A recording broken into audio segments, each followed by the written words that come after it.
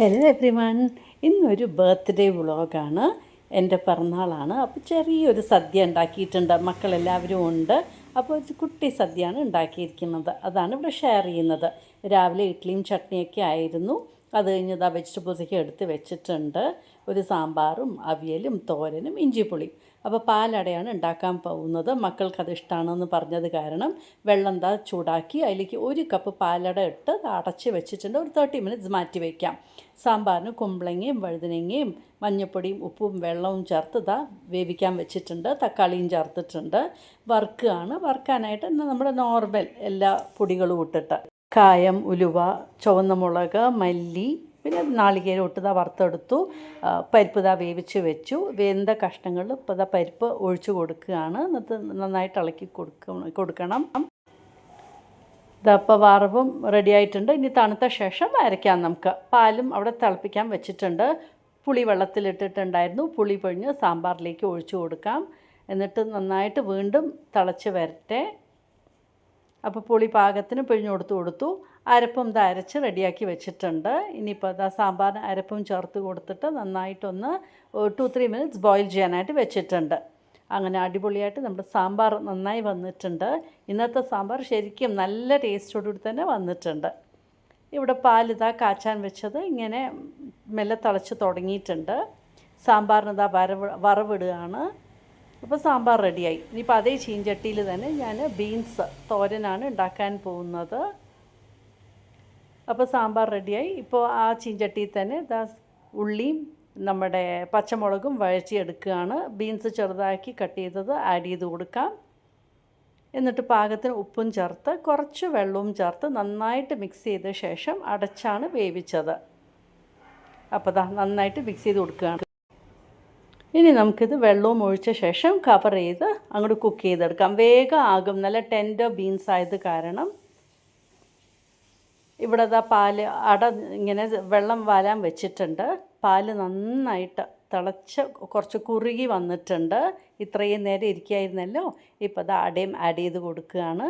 എന്നിട്ട് വീണ്ടും നന്നായിട്ട് ഇളക്കിയിട്ട് ഈ അടയും പാലും കൂടിയിട്ട് പിന്നെയും നന്നായിട്ട് തിളപ്പിക്കാനായിട്ട് വെക്കുകയാണ്.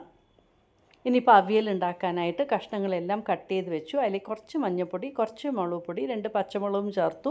ഉപ്പും ചേർത്ത് പാകത്തിന് വെള്ളവും ചേർത്ത് വേവിക്കാനായിട്ട് വെച്ചിട്ടുണ്ട്. ഇടയ്ക്കിടയ്ക്ക് പായസത്തിന് നോക്കിക്കൊണ്ടിരിക്കുന്നുണ്ട്. ഇനിയിപ്പോൾ പഞ്ചസാര ഒരു 1.25 കപ്പ് പഞ്ചസാര ആഡ് ചെയ്യുന്നുണ്ട്. ഇതിപ്പോൾ 1 കപ്പ് അടയാണ് എടുത്തിരിക്കുന്നത്. അപ്പോൾ ഇത് പാകത്തിനുള്ള മധുരമാണ് ഒരു 1.25 കപ്പ് എടുക്കുമ്പോൾ.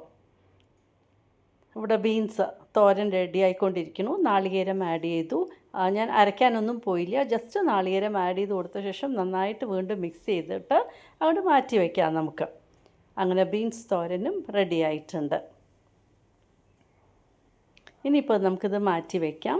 ഇനി അവിയൽ അരയ്ക്കാനായിട്ട് നാളികേരവും ജീരകവും പച്ചമുളകും കരിവേപ്പിലയും തൈരും ചേർത്തിട്ടാണ് അരച്ചത്.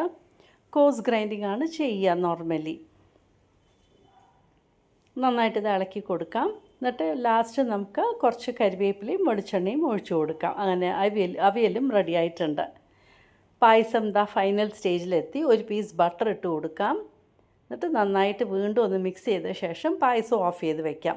ഇനി ഇഞ്ചിപ്പുളി ഉണ്ടാക്കാനായിട്ട് കടുകും ഉലുവയും ചുവന്ന മുളകും വറുക്കാനിട്ടു. എന്നിട്ട് ഇഞ്ചിയും പച്ചമുളകും നന്നായിട്ട് വഴറ്റിയെടുക്കാം. ഒരു ചുവന്ന കളർ ആകുന്നവരെ നമുക്ക് വഴറ്റിയെടുക്കണം. ഇവിടെ പായസവും റെഡി ആയിട്ടുണ്ട്. ഇനിയിപ്പോൾ പുളി ആഡ് ചെയ്ത് കൊടുക്കാം. ഇഞ്ചി പുളിയാണല്ലോ, അപ്പോൾ പുളി കുറച്ച് നന്നായിട്ട് വേണം. ഇതിലേക്ക് കുറച്ച് മഞ്ഞൾപ്പൊടി, കുറച്ച് മുളക് പൊടിയും ഉപ്പും പിന്നെ കായപ്പൊടിയും കുറച്ച് ആഡ് ചെയ്ത് കൊടുക്കാം. നന്നായിട്ടൊന്ന് ഇളക്കി കൊടുത്ത ശേഷം ഞാൻ പിന്നെ നമ്മുടെ ശർക്കര ഉരുക്കി വെച്ചിട്ടുണ്ടായിരുന്നു. അതും അങ്ങോട്ട് ആഡ് ചെയ്ത് കൊടുത്തു. 1 അച്ച് ശർക്കരയാണ് ഉരുക്കി വെച്ചത്. ഇപ്പോൾ അതും ആഡ് ചെയ്ത ശേഷം വീണ്ടും നന്നായിട്ട് മിക്സ് ചെയ്തിട്ട് ഒരു 5 to 6 മിനിറ്റ്സ് നന്നായിട്ടൊന്ന് ബോയിൽ ചെയ്യാനായിട്ട് വെച്ചു. അപ്പോൾ ഒന്ന് കുറുകി വരികയും ചെയ്തു. ലാസ്റ്റിൽ പപ്പടവും കാച്ചി. അങ്ങനെ സദ്യ വട്ടമൊക്കെ റെഡിയായിട്ടുണ്ട്. അപ്പോൾ ഇന്നത്തെ പിറന്നാൾ ഇതൊക്കെയാണ് ഉണ്ടാക്കിയത്.